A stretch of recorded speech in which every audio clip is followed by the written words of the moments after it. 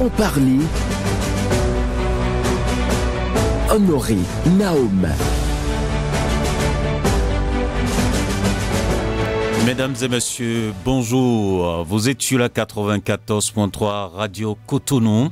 Merci de rester fidèle à la dominicale de Vérité Franc-parler. Du 11 au 14 octobre 2023, la ville de Cotonou sera la capitale de l'Association internationale des maires francophones, AIMF.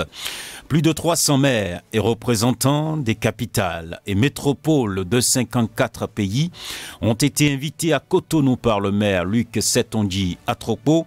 C'est à l'occasion de l'édition 2023 du congrès annuel de leur association commune. Des assises qui permettront à nouveau aux maires francophones d'étudier les stratégies nécessaires au renforcement des acquis sociaux, économiques des territoires. La finalité étant l'amélioration des conditions de vie des populations. Pour faire un zoom sur les enjeux et perspectives de ce congrès annoncé comme historique, nous recevons M. Franck Kenevo. Bonjour à vous, M. Kenevo. Bonjour à vous, bonjour aux auditeurs de Radio Cotonou et je leur souhaite un excellent dimanche. Merci à vous. Vous êtes un expert en communication et gouvernance locale et coordonnateur du secrétariat permanent du comité d'organisation AIMF Cotonou 2023. Nous vous remercions pour votre disponibilité. Tout le plaisir est pour moi. Voilà. Et à la mise en onde de cette émission, Ghislain Agbangba, à la prise de vue, Job Chikpe, et au micro pour la présentation, Benjamin Honoré Naum. Le standard sera ouvert à 11h15 pour vous permettre, chers auditeurs, d'intervenir en appelant les 40 11 17 18 pour les femmes ou 50 52 52 73 pour les hommes. À nouveau, bonjour à vous, Monsieur Franck Kenevo. Bonjour. D'abord, je voudrais savoir d'où vient cet amour pour la gouvernance locale.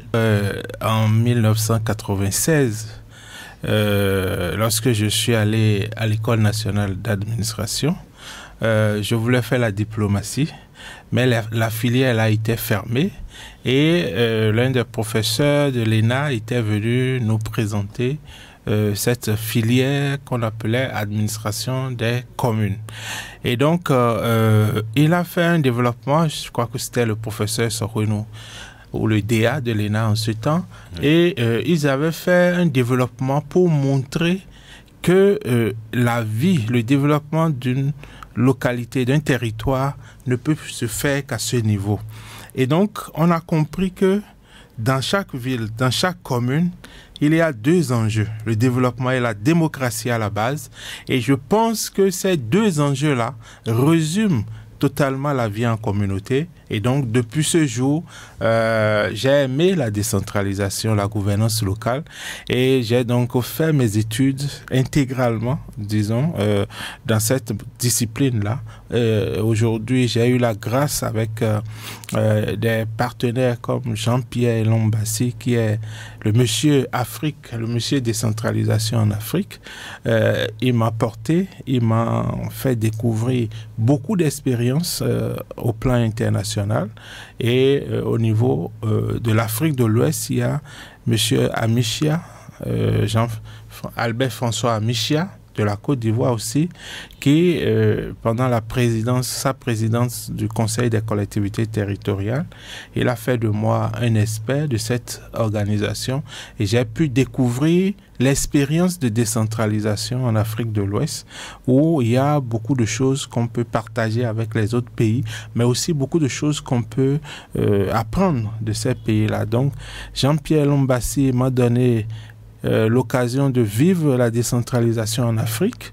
J'ai pu participer, il m'a mis dans le groupe d'appui de Africité. Après, il m'a mis dans le groupe stratégique. Donc, j'ai pu visiter des expériences des pays anglophones, des pays francophones, lusophones. Et j'ai compris que les États qui émergent en Afrique, les États qui se développent en Afrique, ce sont les États qui ont mis la décentralisation au cœur de leur politique de développement. Et donc, toutes ces expériences m'ont renforcé dans ma conviction qu'il faut aller aussi loin que possible dans la compréhension, la connaissance de la décentralisation. Donc, si on comprend très bien, ce n'est pas un professionnel des médias ou un communicateur qui a rencontré donc fortuitement une opportunité pour s'intéresser à la décentralisation. Non.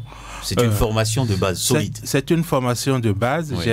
J'ai fait la décentralisation à l'ENA, je l'ai fait aussi à la faculté de droit et au plan international, j'ai fait beaucoup de formations.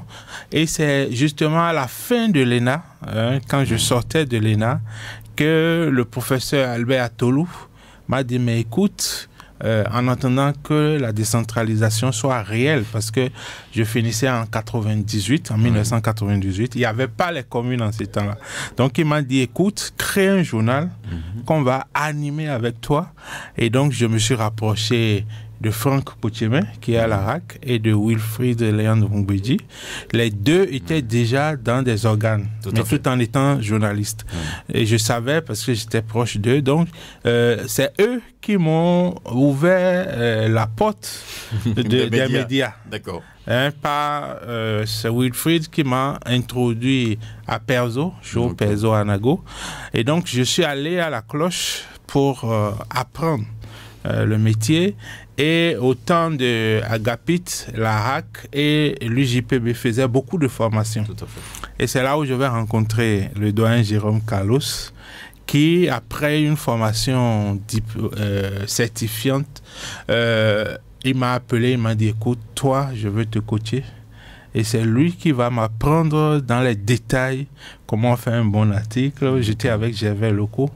En ce moment, Gervais Locaux était à la Gazette du Golfe. Tout à fait. Et donc, on allait régulièrement voir le doyen Carlos, qui nous a appris le métier. Et quand il y avait des formations, il nous insérait dedans. Donc, au départ, c'était la décentralisation. Et ensuite, la communication. Bravo pour ces détails. J'en profite d'ailleurs pour savoir la fondation, le municipal et les trophées de la décentralisation. Cela existe toujours? Oui, la fondation existe. La fondation continue ses activités. Par rapport au trophée de la décentralisation, on avait eu, disons, une expression du ministère de la décentralisation qui avait souhaité qu'on calque ce processus sur les indices de la gouvernance locale pour que ce soit plus documenté. Donc ce processus, pendant qu'on le faisait, on a perdu la plupart des partenaires qui appuyaient le projet parce que un travail qu'on devrait faire en 2-3 semaines, 1 mois, ça nous a pris pratiquement 4 ans. Parce qu'il y avait des allers-retours, etc., etc. Les réalités administratives dans notre pays. On comprend bien ça. Donc, lorsqu'on a fini et que le directeur de cabinet qui a bien voulu envoyer les conclusions aux partenaires traditionnels du projet, ces partenaires n'ont pas réagi favorablement. Mais, par la grâce de Dieu, les trophées vont revenir. Et nous allons recommencer ce projet qui permet vraiment d'identifier les bonnes pratiques et de les vulgariser. C'est vrai, tout le monde retient qu'on félicite des maires, mais derrière ces lauréats, c'est des pratiques qu'on met en exergue. Et je me rappelle bien le maire de Koulikame, qui est aujourd'hui le préfet du Koufo, c'est par les trophées qu'on a pu montrer son expérience unique de mobilisation des ressources propres. C'est-à-dire, en tant que maire, il a lancé ce qu'il avait appelé l'opération Marbre, qui permettait à Koulikame de sortir du lot, parce que Koulikame... Et c'est même pas une grande ville. Non, c'est une commune moyenne, mais qui avait pu mobiliser beaucoup de ressources et... non seulement il faisait la mobilisation des ressources, mais il avait mis en place un projet de performance de l'administration locale. Donc ces initiatives ont été valorisées par les trophées de la décentralisation. Le maire de Cotonou, alors qu'il était maire à Boycon, il a pu développer au niveau de la gouvernance, au niveau de la coopération décentralisée, des actions qui ont été primées pas les trophées de la décentralisation. Et aujourd'hui, toutes ces expériences que nous avions documentées sont en ligne. Parce que quand on finit les trophées, les expériences primées sont documentées et diffusées. Donc, je pense que c'est un projet toujours d'actualité. Nous allons nous rapprocher du gouvernement pour voir comment relancer cette initiative. D'accord. Merci beaucoup à vous. On vous a donc invité ici pour parler de l'AIMF, le congrès qui sera organisé à Cotonou. Mais permettez quand même que je puisse opiner avec vous un peu sur l'état des territoires dans notre pays. Alors, j'ai bien envie de vous demander comment se portent les collectivités territoriales au Bénin aujourd'hui, le regard d'un expert. Les collectivités territoriales... En toute sincérité. Oui, en toute sincérité. Ici, c'est franc-parler. C'est franc-parler. D'accord. Je vais dire ce que je n'ai pas encore dit ailleurs. D'accord, allez-y. Vous savez, aujourd'hui, les collectivités territoriales sont en transition parce que le gouvernement, eu égard aux difficultés qui ont été observées depuis 2003, le gouvernement a décidé de mettre en œuvre une réforme structurelle du secteur de la décentralisation. Et cette réforme était souhaitée, je me rappelle bien, avec l'appui de la coopération danoise, la Fondation Le Municipal était la première organisation à avoir fait le premier bilan de la décentralisation. On était en 2006 et ce bilan-là a alimenté tout ce qui a été fait par la suite. Et les problèmes, on avait tous les experts, le professeur Sokhwenou, on avait Issa Demolé Moko, on avait Joseph Tossavi, on avait tous ces acteurs, les maires, l'ANCB, on était vraiment sous l'égide du ministre d'État Pascal Irénée Koupaki, il était ministre du développement de l'économie et des finances en ce temps. Donc on avait fait un diagnostic et ce diagnostic se retrouve dans ce que le gouvernement a fait aussi en 2021 comme diagnostic. Et donc il y avait des problèmes structurels et des problèmes organisationnels au niveau de la décentralisation. Donc le gouvernement a décidé de régler ces problèmes-là. C'est vrai, la solution que le gouvernement a apportée était plus radicale qu'on ne pouvait l'imaginer, mais il y a dans cette approche du gouvernement un fond de vérité, un fond de pertinence qu'il faut préserver. Donc vous parlez du gouvernement actuel. Oui, le gouvernement du président Talon, qui en 2022 a mis en œuvre une réforme structurelle qui est basée sur le Code de l'administration territoriale, qui en lui-même était une réforme majeure parce que les lois de la décentralisation étaient éparpillées. Et quand les lois sont éparpillées, il y a des contradictions, il y a des difficultés d'interprétation et de lisibilité. Aujourd'hui, nous avons un document unique qui retrace tout ce qui est d'ordre législatif en matière de décentralisation.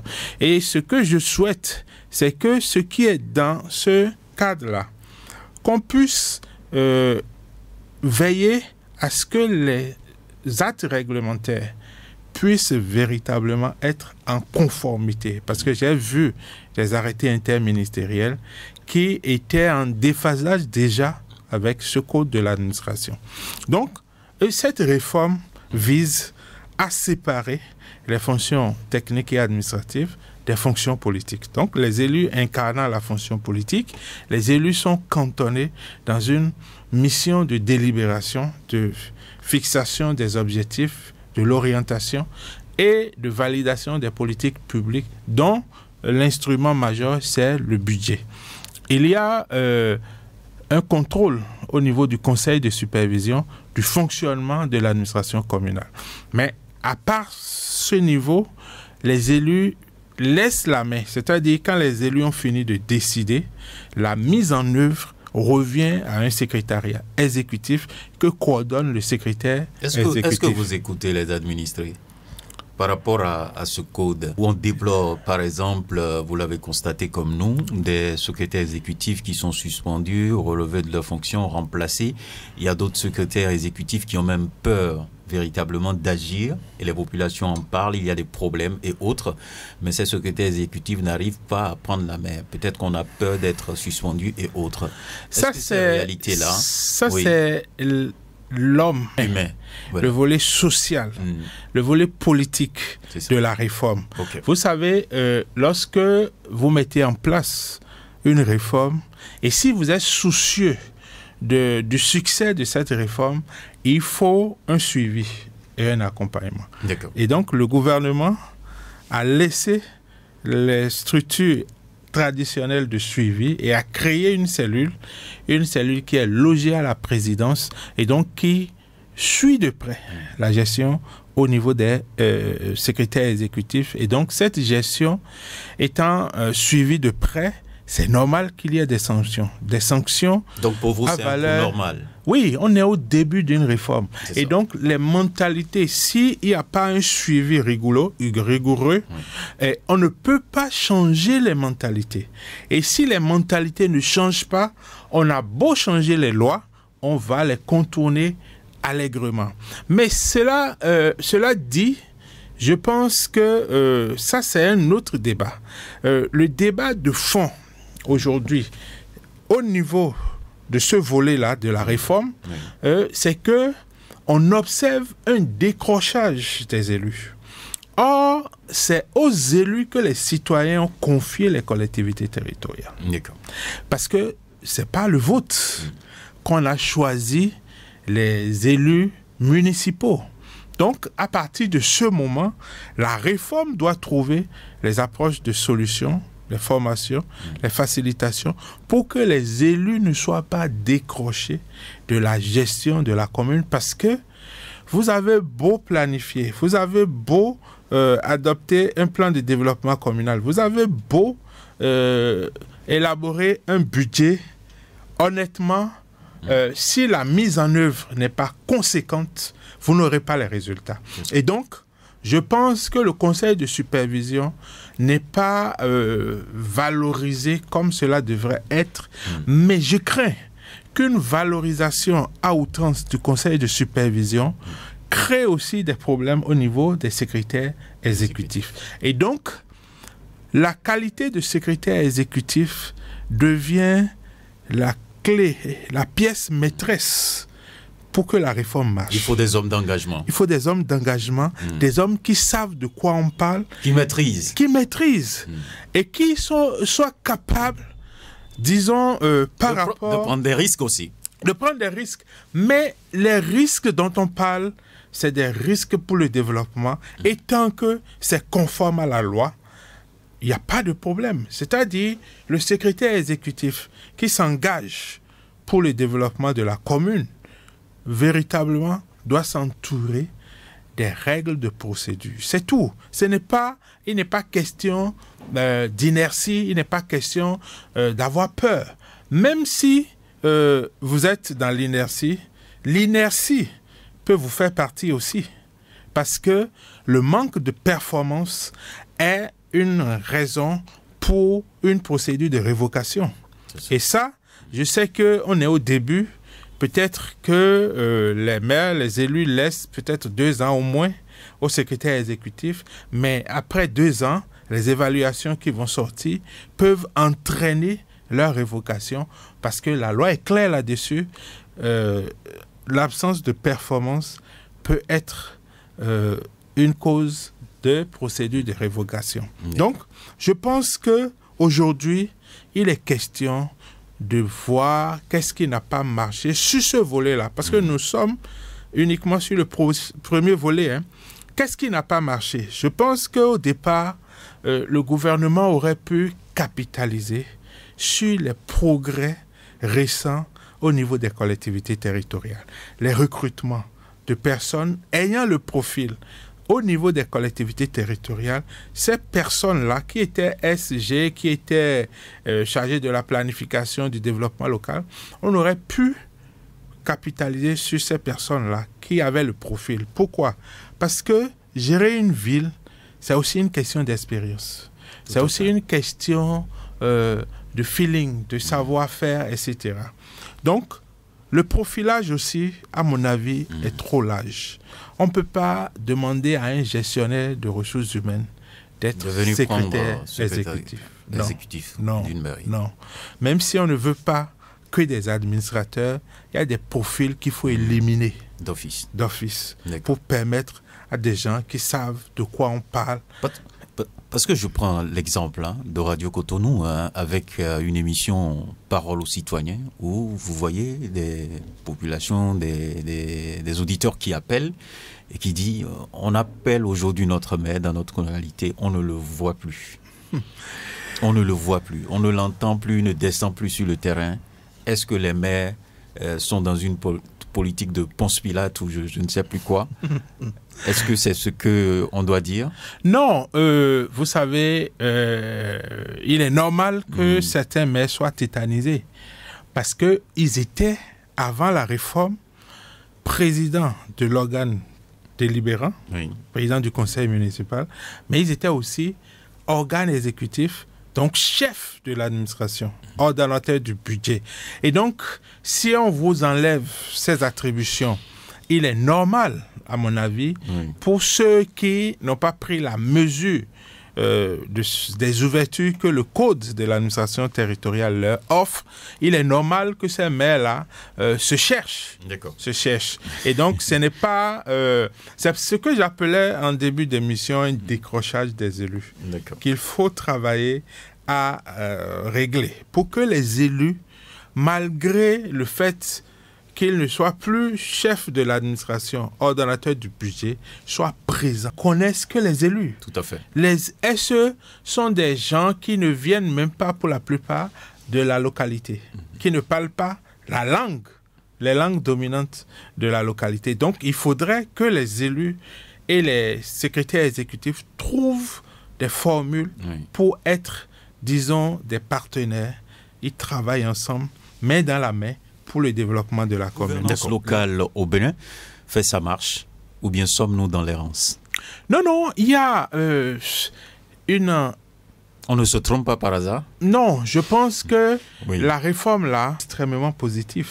Parce que les communes souffraient d'un manque de ressources humaines de qualité. Et les ressources humaines là, aujourd'hui, toutes les communes ont, disons, 7 cadres bac plus 5. C'est pas rien. C'est énorme, à mon avis. Maintenant, sur le plan financier, c'est vrai que le fonds d'investissement communal n'est pas encore opérationnel, mais il y a un effort. Vous savez, moi, je ne connais pas une réforme qui coûte chaque année de manière répétitive plus de 20 milliards, 22 milliards à l'État. Parce qu'il y a une révalorisation de la fonction des élus, il y a une révalorisation au niveau supérieur de la pyramide administrative des communes. Et donc, aujourd'hui, on peut se réjouir de cela. Maintenant, si on met autant de moyens, il faudrait, au-delà du suivi que fait la cellule de contrôle, de suivi et de contrôle des communes, il faudrait véritablement trouver les éléments d'application. Il faut donner des outils aux élus, aux gestionnaires de nos communes.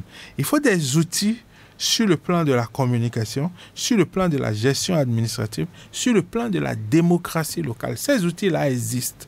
Moi, je pense qu'il faudrait que la cellule ou le ministère de la décentralisation fasse des appels d'offres pour que les outils soient, disons, conceptualisés et mis à la disposition des communes, de sorte que, c'est vrai qu'il y a un effort en matière financière et autres, il y a déjà des outils qui sont en place, mais pour les manuels de procédure, par exemple, vous avez vu ce qui s'est passé avec le SE d'Abomey.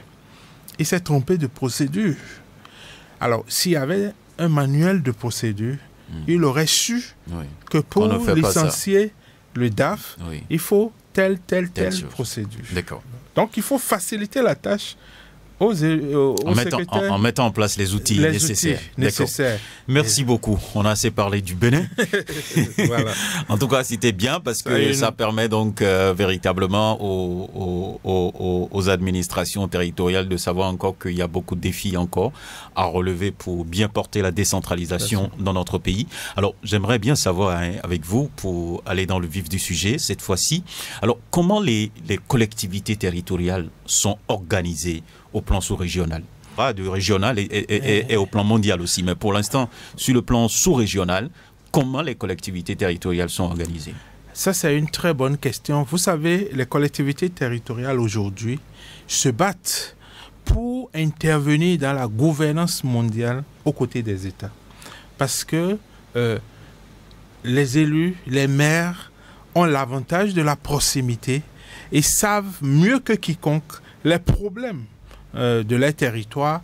Et donc, il serait pertinent que la gouvernance mondiale, au niveau des Nations Unies, au niveau des organisations internationales, fasse une place aux villes, aux collectivités territoriales. Et c'est extrêmement important. Donc, pour atteindre cet objectif, il y a une organisation au niveau national que vous connaissez. C'est l'Association nationale des communes du Bénin qui regroupe toutes les communes du Bénin. Parce qu'au Bénin, nous avons une décentralisation simple et lisible. Un niveau de décentralisation, un niveau de déconcentration. Dans d'autres pays, vous avez 2, 3 niveaux. Donc, il y a l'ANCB qui est là. Mais au niveau sous-régional, maintenant, nous avons le Conseil des collectivités territoriales de l'UEMOA.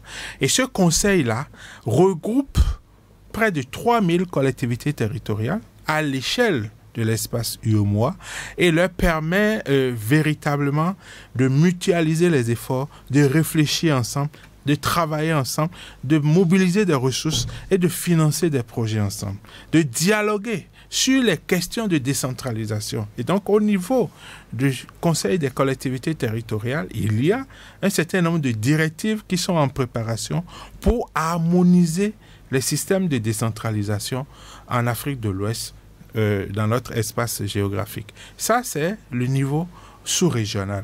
Et donc, si nous quittons ce niveau-là, nous avons au niveau de l'Afrique, parce que les autres régions, l'Afrique centrale a aussi son association des collectivités territoriales de l'Afrique centrale, le monde lusophone, anglophone, il y a des regroupements, et au niveau africain, il y a ce qu'on appelle la conférence africaine de la décentralisation et du développement local, la CADEL. La CADEL qui est au niveau de l'Union africaine. Et donc, c'est porté par cités et gouvernements locaux unis d'Afrique. Donc, M. Jean-Pierre Lombassi est le secrétaire général. La présidence, actuellement, je crois que c'est Nouakchott qui doit être à la présidence. Donc, ça permet, tous les 3 ans, toutes les collectivités territoriales, communes, villes, régions d'Afrique, se retrouvent dans un pays pour discuter des enjeux de la décentralisation et pour mener des projets. Si vous allez à Africité, c'est que vous avez tous les partenaires de la décentralisation en Afrique, même la Chine. Tous ces pays-là sont mobilisés et discutent avec les collectivités territoriales du continent pour améliorer la décentralisation, améliorer la fourniture des services sociaux de base aux populations. Et donc, dans ce cadre, il y a une présence remarquée du Bénin, que ce soit au niveau du CCT UEMOA, que ce soit au niveau de CGLE Afrique. Le Bénin est très bien représenté. Et ces réformes-là, il faut le dire, ont été menées dans le cadre du partenariat pour le développement municipal qui était basé à Cotonou. Et donc, c'est de Cotonou que ces réflexions ont été menées et mises en œuvre. Et c'est quand c'est devenu Cité et gouvernements locaux unis d'Afrique que le siège est allé au Maroc. Parce que en ce temps, on nous connaît. Hein. Nous n'avons pas une quand diplomatie. Il faut réfléchir pour écrire. Bon, on a fait toute la réflexion au Bénin. Oui. Mais l'organisation... La mise en œuvre, c'est toujours... même pour le Conseil des collectivités territoriales, le Bénin aurait pu prendre son siège, mais finalement, je crois que le siège ira à Ouaga, au niveau de l'UEMOA. Mais c'est dire qu'il y a une organisation des collectivités territoriales qui travaille, qui mobilise des ressources, qui finance des projets, mais la communication n'étant pas bien faite, les gens ne perçoivent pas l'importance de ces organisations des villes. Si vous allez au niveau international, vous avez beaucoup de structures qui sont en place. Vous avez CGLU, qui est Cité et Gouvernements Locaux Unis, à l'échelle du monde. Vous avez l'Observatoire international de la démocratie participative, qui est vraiment une structure qui accompagne les communes à mettre en place des mécanismes de participation citoyenne. Parce qu'en réalité, on se trompe sur la finalité de la décentralisation. Pourquoi un pays comme le Bénin, 112 622 km², il paraît que ça a augmenté avec une partie de l'île de l'été, pourquoi un petit pays comme le Bénin sent le besoin de décentraliser? Parce qu'on veut simplement que tout le monde dispose d'un niveau pour participer à la vie publique. Mais si vous ne mettez pas... Que chaque individu arrive à porter un minimum de responsabilité dans le développement. Dans le développement. Donc, du coup, on a découpé le pays en 77 communes pour permettre à chaque habitant de ces communes-là de pouvoir dire son mot dans la gestion de la commune, dans la formulation des politiques publiques. Mais aujourd'hui, ce n'est pas le cas. Donc, nous sommes en train de passer à côté d'un objectif majeur de la décentralisation. Alors, cela m'amène à vous demander, quelle est la décentralisation dans le monde? Quand on parle même de décentralisation dans le monde, c'est quoi? Alors, la décentralisation, c'est d'abord une décision de l'État qui est centralisée au départ, mais qui décide de créer des collectivités territoriales. On a plusieurs diversités de collectivités territoriales qui décident de créer des collectivités territoriales, donc, et de leur donner l'autonomie de gestion, l'autonomie financière, des compétences propres. Quand on parle de compétences propres, c'est un exercice qui exclut toute autre intervention. Lorsque la loi dit que c'est la ville, la commune qui construit les salles de classe, normalement, aucun ministère n'a le droit d'en construire. Si on crée des collectivités territoriales, on leur donne l'autonomie de gestion. C'est le cas au Bénin? C'est le cas. La loi, dans nos textes, c'est exactement le cas. C'est ça. On a créé, la Constitution a créé les collectivités territoriales et a laissé la main à la loi de dire le contenu. Et donc, le code de l'administration territoriale vient pour dire, voilà. Maintenant, les principes que la Constitution met en place. Premièrement, il y a ce qu'on appelle la libre administration des collectivités territoriales. Mais la libre administration des collectivités territoriales est en souffrance dans beaucoup de pays aujourd'hui. Parce que la malgouvernance, l'inertie des collectivités territoriales amène souvent le pouvoir central à dire « je ne peux pas rester indifférent ». Et il y a beaucoup de maires qui sont champions dans ce domaine-là. Oui, je suis d'accord. Gérer les ressources mais il faut renforcer la décentralisation. Il faut protéger l'autonomie locale. Il faut permettre la libre administration parce que sans la libre administration, la capacitation des acteurs n'aura pas lieu. Si vous avez un enfant et vous faites tout à sa place, comment l'enfant là peut se développer? Comment l'enfant là peut devenir mûr? Comment l'enfant là peut s'émanciper et assumer ses responsabilités? Donc c'est de ça qu'il est question, parce que si nous regardons en arrière, nous verrons que l'origine de la décentralisation, c'est dans la doctrine sociale de l'Église catholique, le principe de subsidiarité. C'est-à-dire, avant, pour régler un problème, il faut aller à Rome. Il faut que le pape autorise. Et dans la réflexion, ils se sont dit, mais quand même, il faut donner un minimum d'autonomie pour que là où le problème se pose, les acteurs trouve la solution là. Donc, D'accord. c'est de là qu'est partie la décentralisation. Ok. Et- Merci. Bon. On va évoluer. D'accord.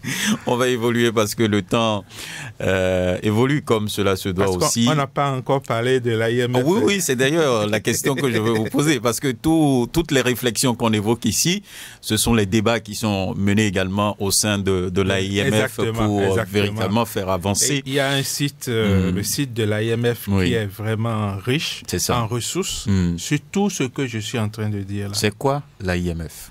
L'IMF, c'est l'Association internationale des maires francophones, qui est, disons, une plateforme où, sous le leadership des maires, on a des expertises qui se développent et donc on a une multiplicité d'acteurs qui se retrouvent sous le leadership des maires et qui alimentent la réflexion sur la gestion des collectivités territoriales, la gestion des villes, et qui participent vraiment, disons, d'une mutualisation des ressources, des idées, pour que la voix des villes, la voix des collectivités territoriales porte très loin et qu'on reconnaisse le rôle majeur des autorités locales dans la gouvernance de nos territoires, mais aussi du monde. C'est vrai, au niveau local, au niveau national, il faut déjà reconnaître que les maires jouent un rôle important, que les collectivités territoriales jouent un rôle important avant qu'au niveau mondial, cela soit reconnu. Donc, l'IMF, c'est une initiative de la ville de Paris, au temps du président Jacques Chirac, quand il était maire de Paris. Et avec la ville de Montréal, ils ont mené la réflexion pour, en 1979, mettre en place ce regroupement qui permet aux villes de partager les expériences, d'échanger, mais aussi de mettre en place des projets. Donc, il y a des projets qui sont financés au Bénin par l'IMF et qui permettent aux villes de régler des problèmes. Vous pouvez nous donner un exemple? Or, si vous allez à l'hôtel de ville de Cotonou, vous verrez le pôle numérique en construction. C'est avec l'IMF que ce projet est en train de s'exécuter. D'abord, tout le monde connaît le siège de l'ANCB à Bomé-Calavi, à côté du commissariat central. Tout à fait. C'est un partenariat entre l'ANCB et l'IMF et l'État béninois qui a permis de construire ce bâtiment-là. À Lokossa, actuellement aussi, l'IMF intervient.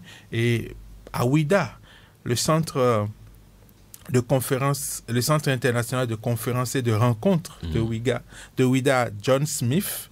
John Smith, c'est un ancien maire américain.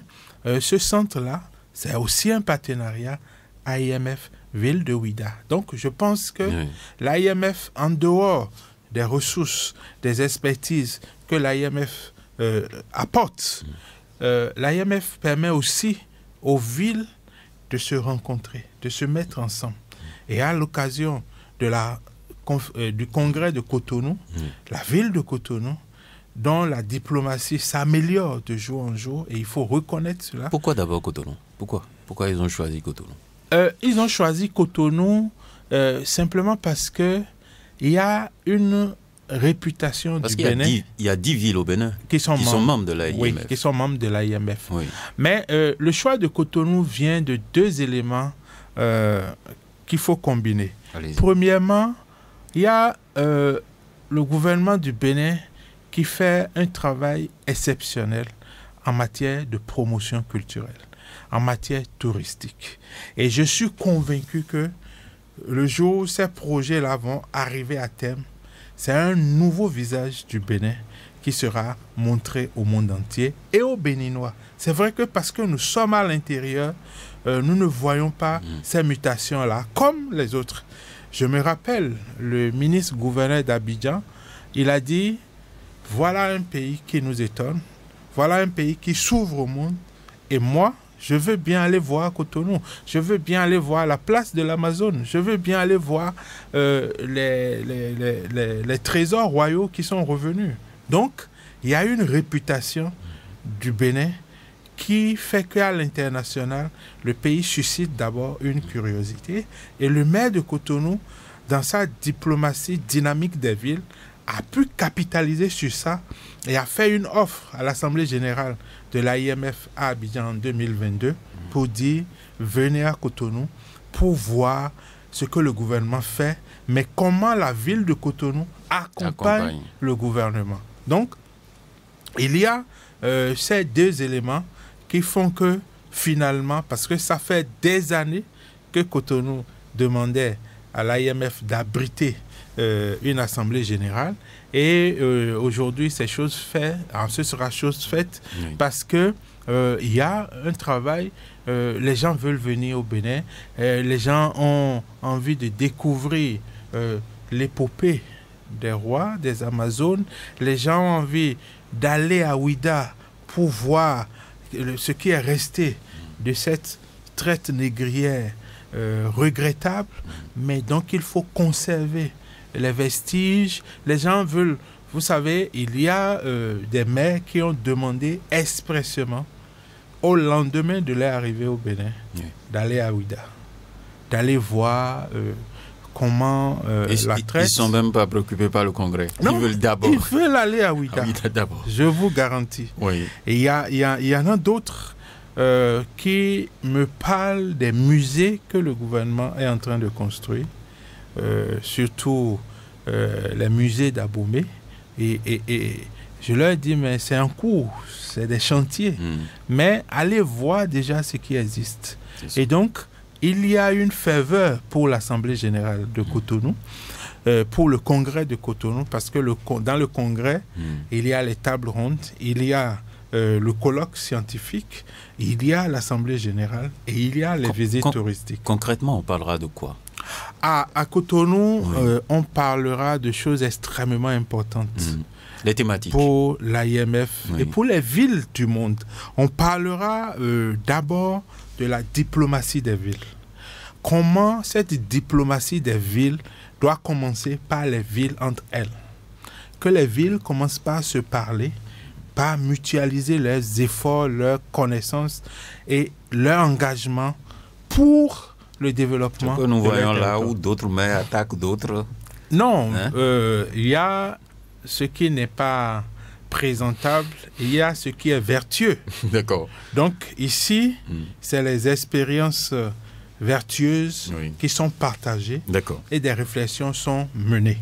Ensuite, il y a un élément important. Aujourd'hui, des États africains arrivent à refuser l'aide au développement. Des États qui veulent se départir de l'aide au développement et qui veulent mettre en place des mécanismes de financement du secteur privé, des mécanismes de coopération économique.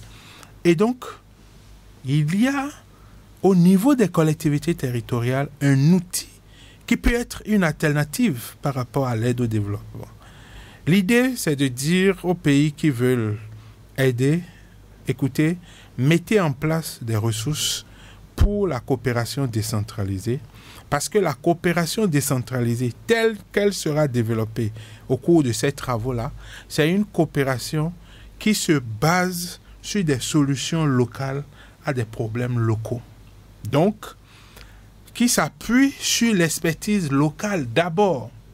Si l'expertise est à Cotonou pour animer le pôle numérique, on ne va pas amener ça de la France.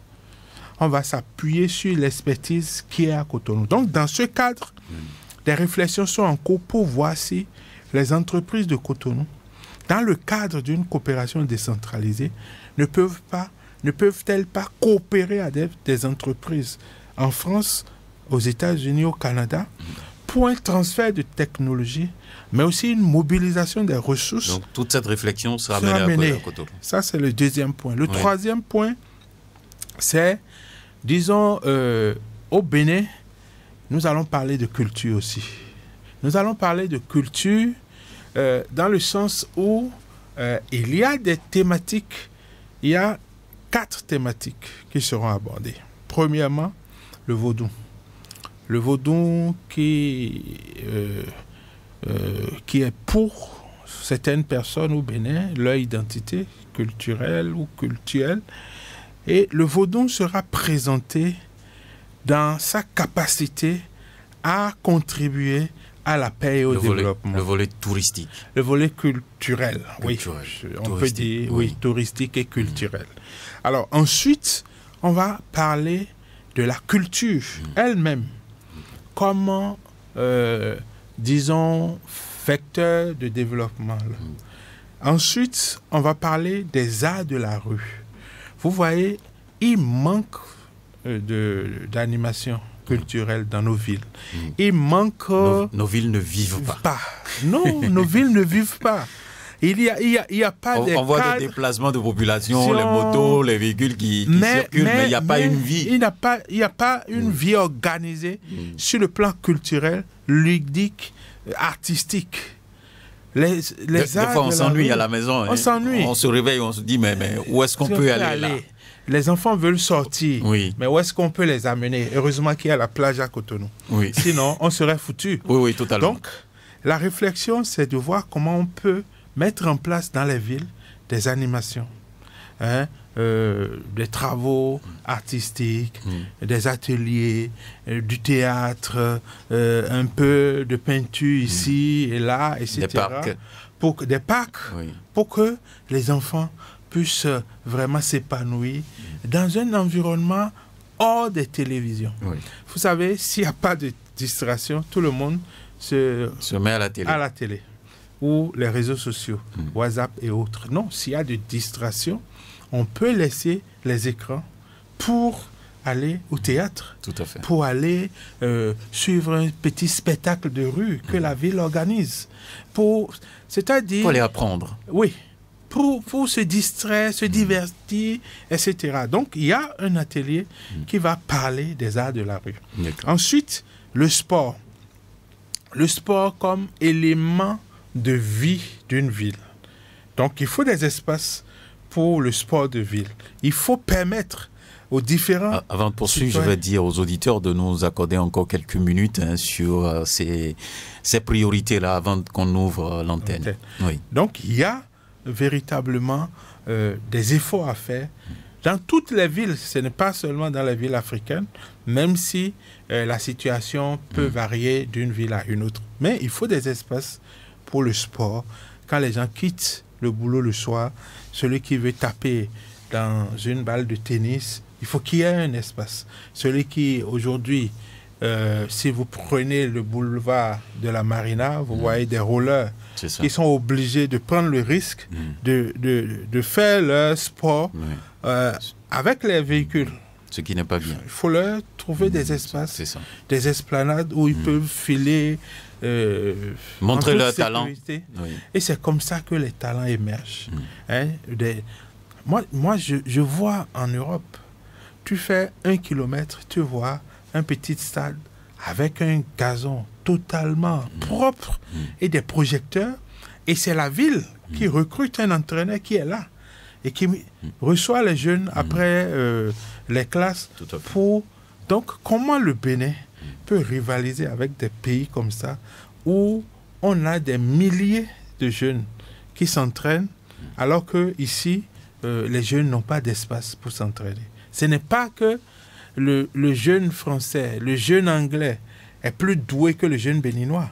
Mais le jeune anglais a des espaces, a des opportunités, a des conditions meilleures. Les conditions sont là. La solidarité des villes doit nous permettre d'aménager, d'échanger, d'apprendre de l'autre et aussi d'avoir des partenariats pour que les petits stades... On a fini la Coupe du Monde de pétanque au Bénin.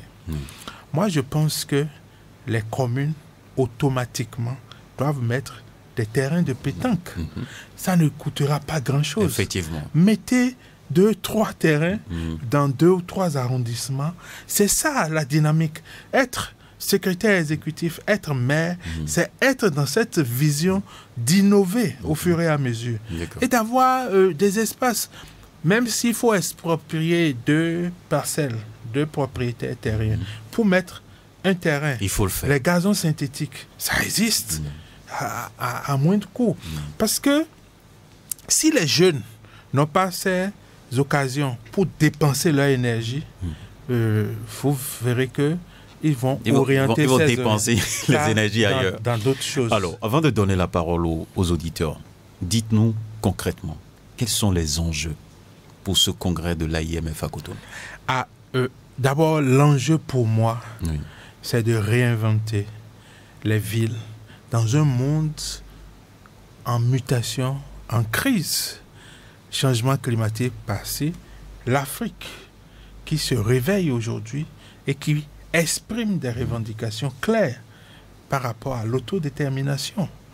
Il faudrait que les villes puissent réfléchir. Il y a une thématique de l'AIMF qu'on appelle vivre ensemble, le vivre ensemble. Donc, l'enjeu pour moi, c'est que après le congrès de Cotonou, qu'on puisse réinventer, disons, les villes et les mettre à la hauteur des enjeux du monde d'aujourd'hui. Et ça, vous savez, l'AIMF à Cotonou va adopter sa nouvelle orientation stratégique. Et donc, c'est des éléments qui permettent de changer la donne pour que, même dans des situations de crise, comme on observe au Sahel, que les villes puissent continuer à se parler. Que le maire de Cotonou continue par parler au maire de Niamey. Que le maire de Lomé, disons, le maire d'Abidjan continue par parler au maire de Bamako. J'hésitais sur Lomé parce que Lomé, c'est, disons, il y a des communes dedans et il y a le district de Lomé. Les crises qui... Donc, il faut que les villes soient des points de suture entre nos États, même si au niveau de la CEDEAO, il y a des décisions que les États doivent appliquer dès que c'est décidé, mais qu'au niveau des villes, il y a une continuité. Parce que si vous prenez le Bénin et le Niger, on partage des peuples et des ethnies ensemble. Tout à fait. Donc, on ne peut pas supprimer ces relations millénaires entre ces peuples-là. Et je pense que c'est les villes.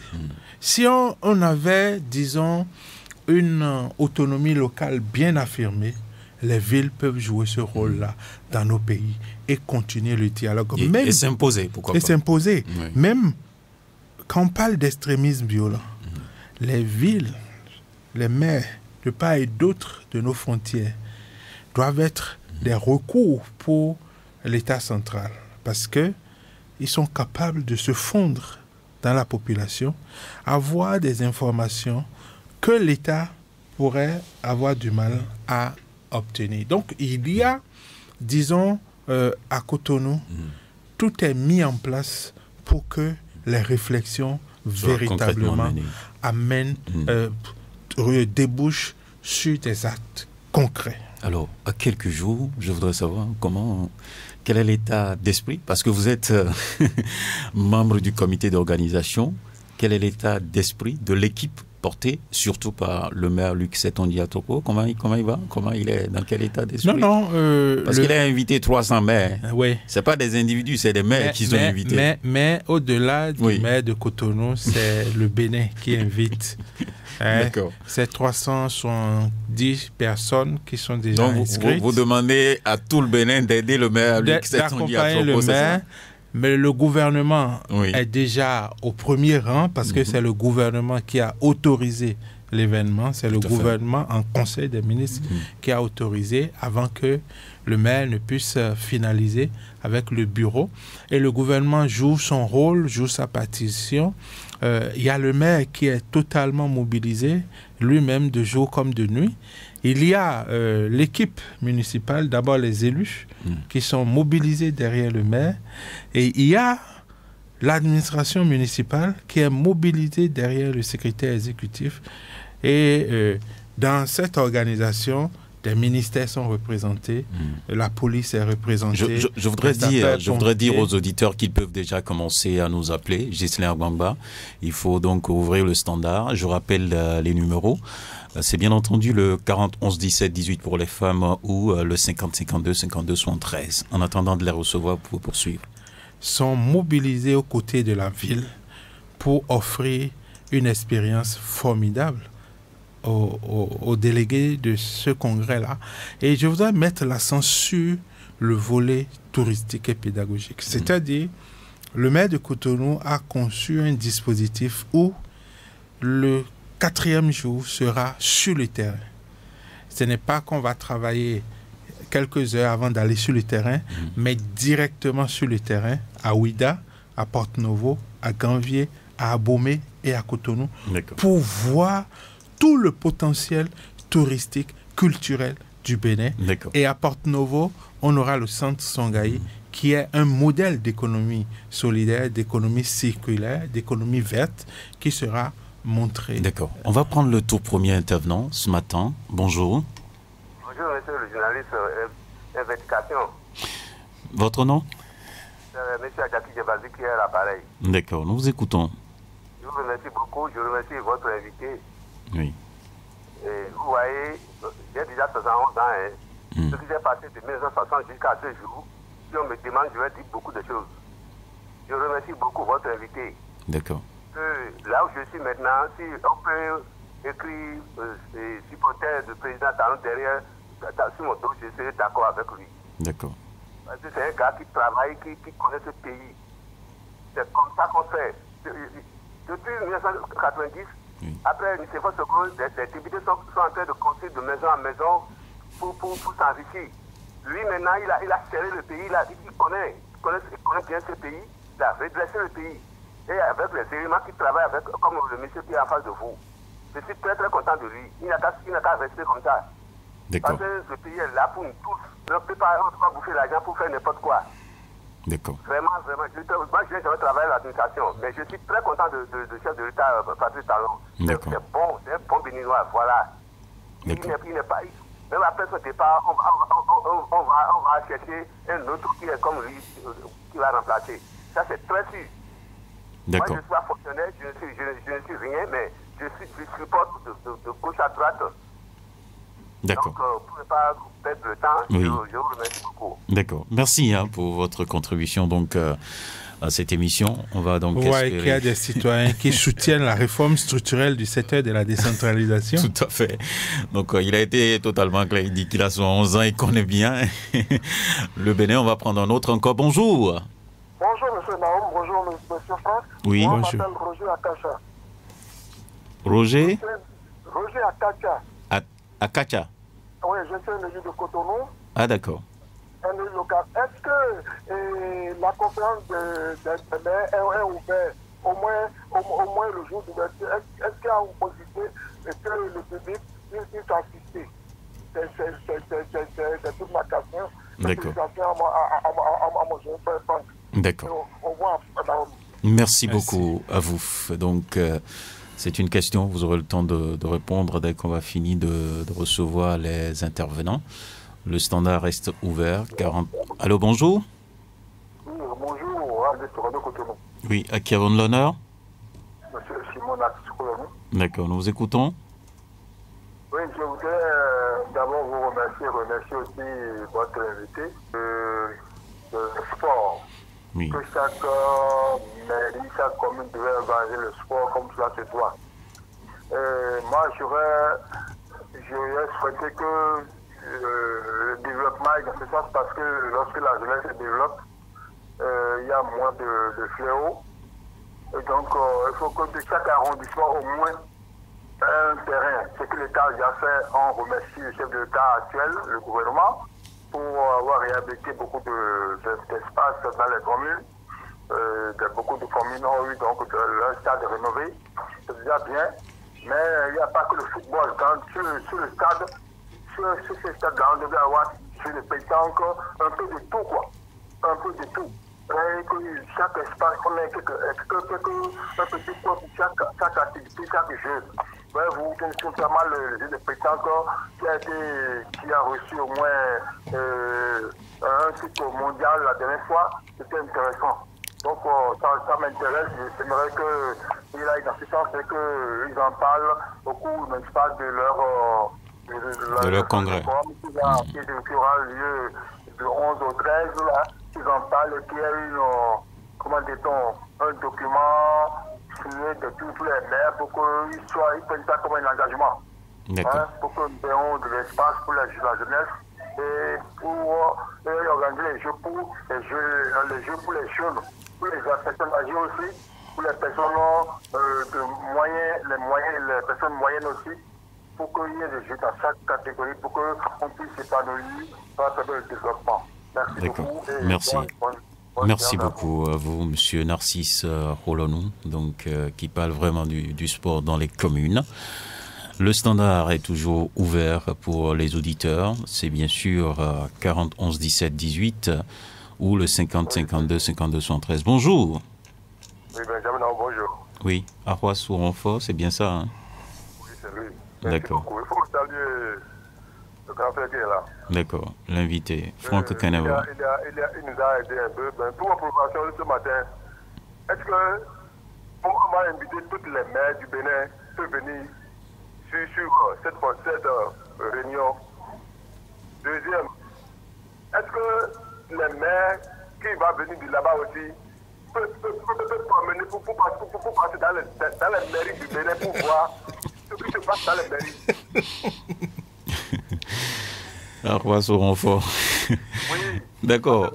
Il y a des choses que nous disons, il y a des choses on s'appelle les maires ne sont pas.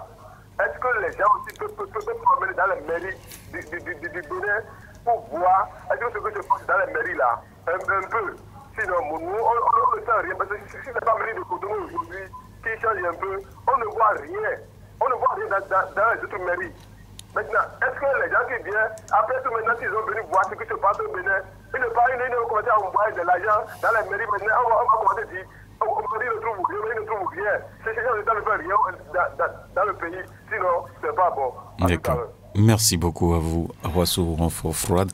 C'est de lui que je parlais à l'entame. Il intervient souvent par rapport à la municipalité de Calavi, où il réclame vraiment le maire de Calavi sur le terrain. Donc, il est revenu donc pour insister un tant soit peu sur sa préoccupation. On a quelqu'un d'autre en ligne? Oui, bonjour. Oui, c'est moi, je suis encore revenu. Ah, d'accord. J'avais l'autre préoccupation par rapport à l'ordonnancement des budgets des différentes communes. J'ai appris tout à l'heure que les maires ne sont plus ordonnateurs. Moi, je pense qu'il y a encore des choses à revoir à ce niveau. Par rapport aux textes, puisque les textes sont toujours actifs, il faudra les changer à tout moment. Moi, de mon point de vue, je crois qu'il serait bon qu'au moins on remette l'ordonnancement plutôt aux maires qui puissent voter le budget et que l'exécutif, qui est le SE, puisse exécuter. Là, c'est mieux parce que si la même personne est ordonnateur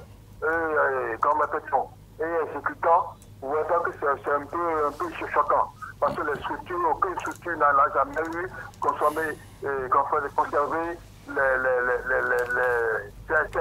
ces options. Être à la fois ordonnateur et à la fois exécutant, c'est pas la passion, nous n'avons pas souvent une bonne gestion. D'accord. C'est un point de vue par rapport à ça, c'est le point de vue de mes connaissances. D'accord. Je vous remercie. Merci beaucoup à vous. On va espérer un autre intervenant, encore quelques 2-3 minutes pour recevoir d'autres et on pourra donc passer à la réponse et poursuivre sur la thématique. Auditeur en ligne, bonjour. Bonjour, monsieur Honoré. Oui, votre nom? Boko Anselme. Vous dites votre nom? Merci l'invité, oui, c'est Boko Anselme. Boko Anselme, voilà. Oui. Je dis merci à votre invité. Oui. Et je salue particulièrement le maire de Cotonou pour sa clairvoyance, l'homme qu'il faut à la place qu'il faut. Et ce qui me tient moi à cœur, c'est à la descente du pont de Tantopala. L'espace qui est libéré depuis un moment, depuis l'arrivée du PR. Je vais demander à notre invité s'il a l'idée de ce qui veut rester là par exemple. Parce que si les invités arrivent là, ils vont vous poser cette question. Ici, c'est réservé pour quoi? Qu'avez-vous à vous répondre? Vous parlez de l'espace qui est en face de la Sogema, certainement. Ouais. Donc, l'espace triangulaire. Parce que les gens font n'importe quoi là-bas actuellement. On va prendre encore un invité si quelqu'un est en ligne. Bonjour. Bonjour, Akassa Roger qui revient. Vous dites? Akassa Roger qui revient. Ah d'accord. Allez-y. Je voulais demander à votre radio si la conférence sera suivie par le public à travers votre radio. Et l'arrivée des délégations, l'ouverture, ainsi de suite. D'accord. En dehors de cela, nous disons la vérité à notre maire à Cotonou. Moi, j'ai un élu, je ne fais pas de cadeau. Depuis 1978, j'ai été élu sur la table par rapport à ce qui se lui.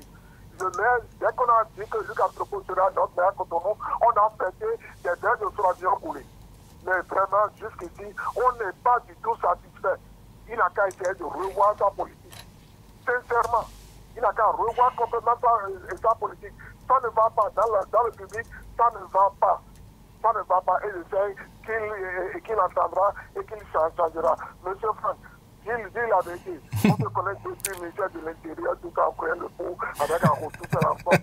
Il faut lui dire que vraiment, c'est pas un nouveau dans l'affaire locale. C'est entendu, doyen. Oui, il n'a qu'à Merci. D'accord. Merci beaucoup à vous pour votre intervention, M. Akacha. Et nous allons donc... Quelqu'un appelle encore? Donc, je pense qu'on va revenir pour commencer à répondre aux préoccupations. Oui, Franck Kenevo. Oui, je crois que M. Adjakidje qui a démarré les interventions en félicitant bien entendu le président de la République pour ses efforts. Vous savez, une réforme, c'est toujours des pour et des contre. Mais je pense que on peut être objectif et reconnaître que malgré la virulence de la réforme, elle vient régler beaucoup de problèmes. C'est aux acteurs de trouver les formules pour capitaliser, pour optimiser cette réforme et développer nos communes. Qui gère l'argent, ce n'est pas, à mon avis, le nœud du problème, mais quelle organisation nous mettons en place pour que l'argent soit bien géré et que les citoyens aient un droit de regard, les élus, les services qui sont prévus à cet effet. Donc je pense que cette réforme, il faut la documenter. Il faut que nos universitaires documentent ça et à la lumière de son application, qu'on puisse voir ce qui n'a pas marché. Et aussi mettre à disposition des versions simplifiées pour que le commun des mortels puisse comprendre ce qui se fait. D'accord. L'AIMF sera ouvert au public. Sur les réseaux sociaux. Sur les réseaux sociaux. Et la plupart des sessions seront en ligne sur le site. La page Facebook de la ville de Cotonou, la page Facebook de l'AIMF et aussi sur la page YouTube. Maintenant, j'ai appris que Radio Cotonou fera des directs, mais je ne connais pas l'ampleur de ces directs-là. Vous êtes mieux placé pour en parler. En tout cas, je peux le dire, hein, la radio sera au cœur de ce congrès-là, forcément. Ouais. On fera beaucoup d'interventions, couverture, et les discours seront relayés en direct. On fera beaucoup d'efforts quand même pour permettre aux populations de bien suivre les assises. Ça, on peut le dire. Et ensuite, il y aura la déclaration de Cotonou qui sera publiée.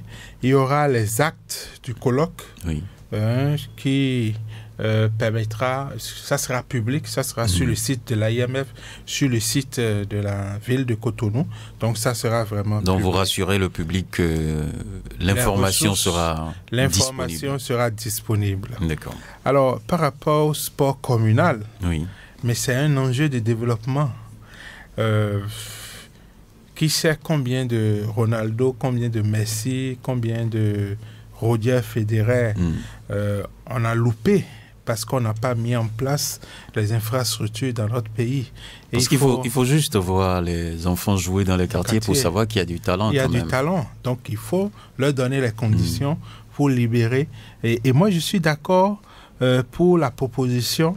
On peut commencer par doter les 546 arrondissements d'infrastructures sportives de proximité.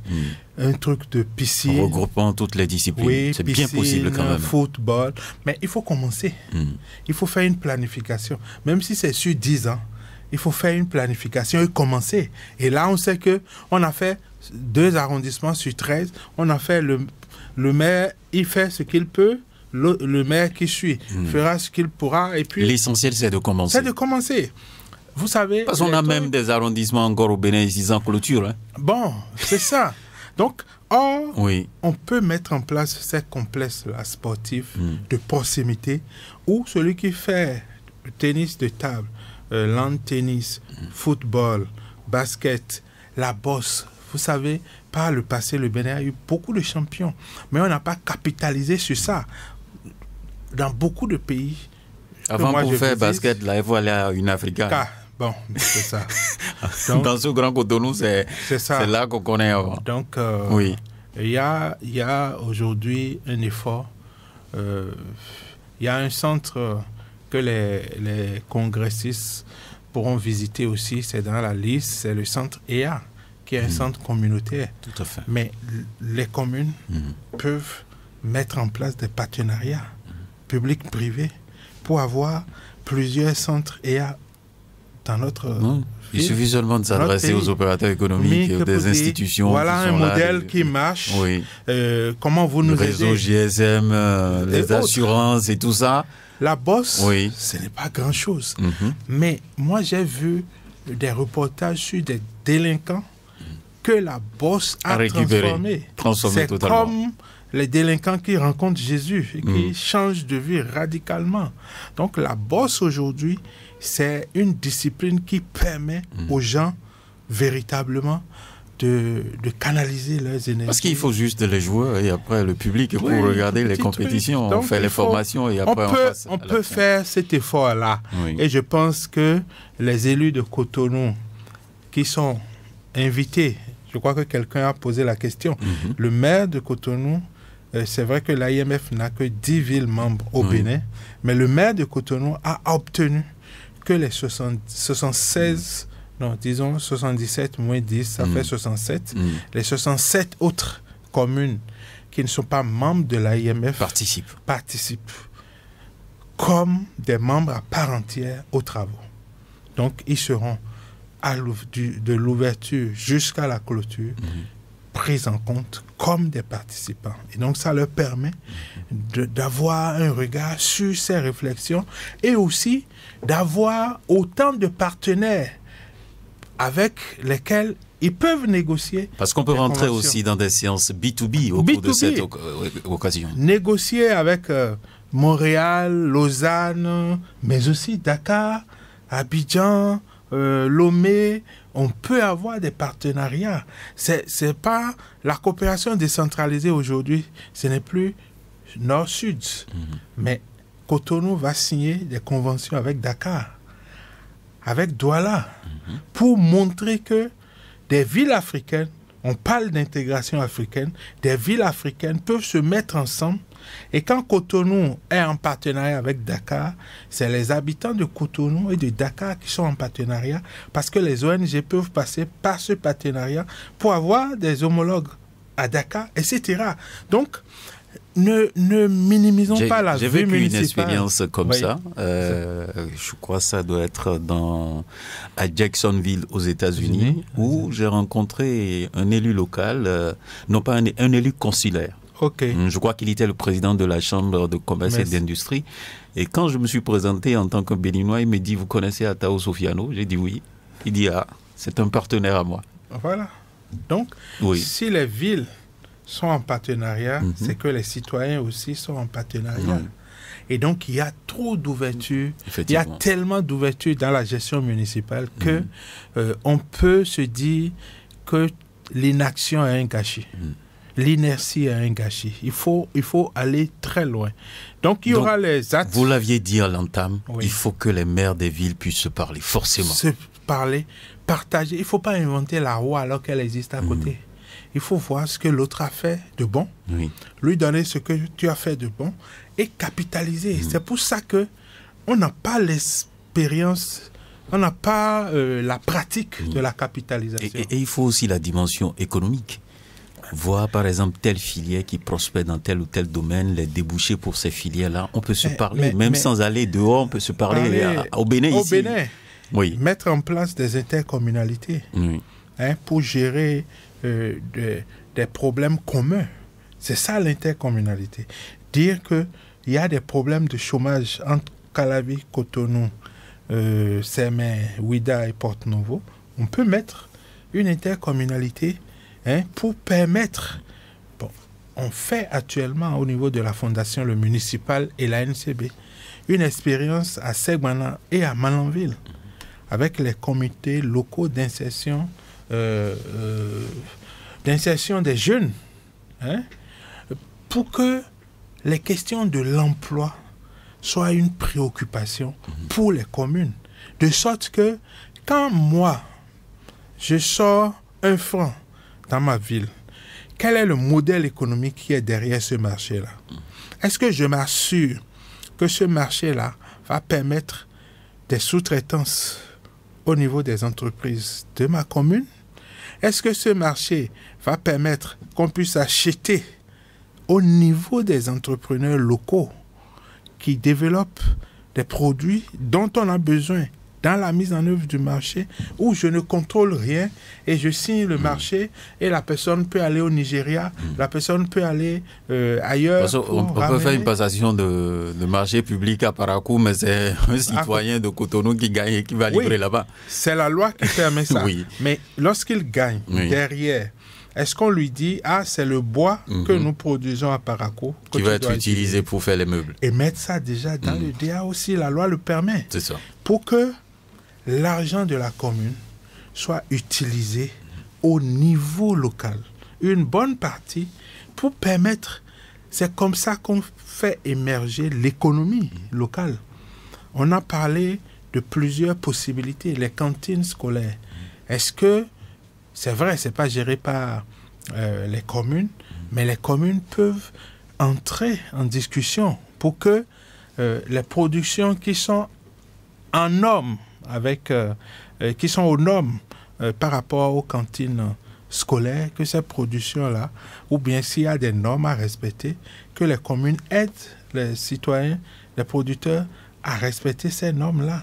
Donc, fondamental, demander aux maires d'oublier tout leur programme pour participer au congrès de l'AIMF. Les 77 maires, on veut les voir là-bas. C'est ça, pour suivre l'ordonnancement du budget. Non, je crois que M. Simon Nassis n'a pas compris. Le vote du budget, c'est toujours les élus. Les élus qui votent. La mise en œuvre, c'est le secrétaire exécutif. C'est la mise en œuvre qui relève de l'ordonnateur. C'est ça. Donc, c'est séparé. Parce que y a une obligation aussi entre l'ordonnateur et le comptable. Il y a une séparation qui doit être observée.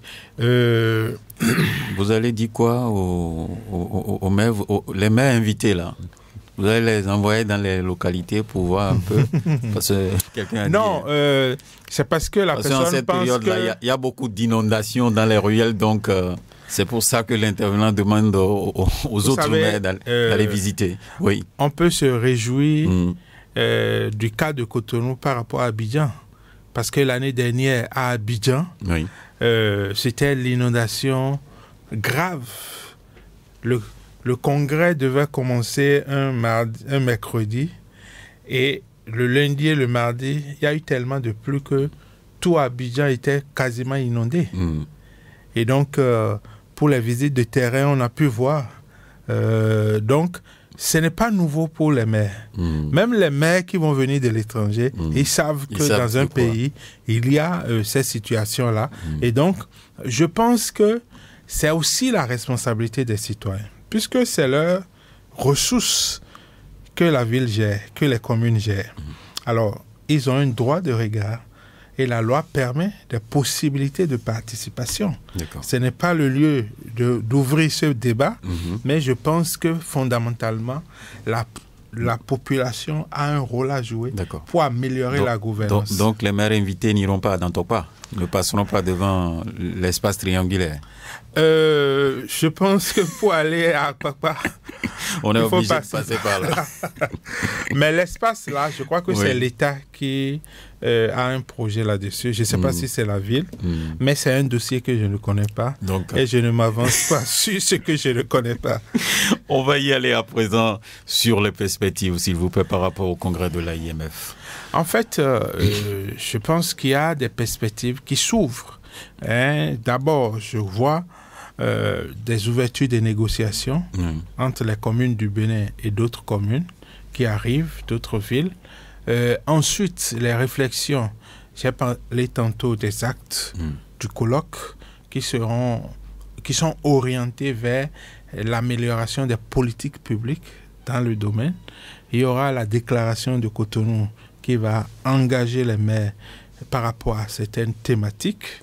Et je pense aussi que les maires qui viennent au Bénin, notre objectif, c'est de faire d'eux non seulement des gens qui reviennent au Bénin pour des visites touristiques, des investissements, mais aussi des ambassadeurs de la marque béninoise, des ambassadeurs de la ville de Cotonou et de toutes les communes qui vont se positionner. Donc je pense que pour finir, l'AIMF, c'est de nouvelles perspectives depuis Cotonou. Donc après cette rencontre de Cotonou, il y aura de nouvelles perspectives au niveau de l'AIMF pour les villes membres aussi. Voilà donc l'Assemblée générale aussi qui sera organisée. Vous avez des ambitions? Non, au niveau de l'AIMF, être maire, il faut être... Non, pas vous, je parle de la ville. Est-ce que la ville a de l'ambition? Bon, Cotonou est déjà dans le bureau. Oui. Je ne sais pas si les pairs du maire Luc Atropo vont lui faire la surprise de lui faire une promotion. Je ne sais pas, mais je pense que tout le monde est sensible à la qualité de la diplomatie de la ville de Cotonou. Et à l'heure du bilan, je pense que les Cotonnois seront fiers sur ce plan-là de ce que le maire Luc Atropo a mis en œuvre depuis quelques années. Votre mot de fin pour clôturer cette émission? Je voudrais vraiment inviter les acteurs touristiques, culturels de notre pays, les hôtels qui... Aujourd'hui, nous avons un niveau de professionnalisation qui est élevé. Les délégations viennent déjà? Ils viennent déjà depuis le 6. D'accord. Ils viennent déjà depuis le 6 et ont été répartis dans 7 hôtels. D'accord. Et donc, je pense que les acteurs touristiques, les acteurs de la chaîne touristique et les acteurs culturels, parce qu'on a prévu des animations culturelles. Il y a des maires qui veulent voir les ambitants en démonstration, qui veulent voir d'autres valeurs culturelles de notre pays, comme les masques, les guérédés et autres. Il y en a qui veulent voir les danses d'Abomey. On aura l'occasion de leur présenter tout ça. Et donc que les acteurs soient professionnels comme ils en ont l'habitude et se surpassent pour que ceux qui viennent puissent adopter le Bénin une fois pour toutes. Merci beaucoup à vous, Monsieur Franck Kenevon. Vous êtes expert en communication et en gouvernance locale et coordonnateur du secrétariat permanent du comité d'organisation de l'AIMF Cotonou 2023. À nouveau, merci à vous pour votre passage sur Franc-Parler. Auditrices et auditeurs de Radio Cotonou, merci à vous également pour votre participation et pour l'écoute. À cette émission Franc-Parler était à la mise en onde Ghislain Abangba, à la prise de vue Job Chipé, au micro pour la présentation Benjamin Honoré Naoum. Restez câblés 94.3, je ne manquerai jamais de le dire. Merci et très bonne journée à vous sur Radio Cotonou.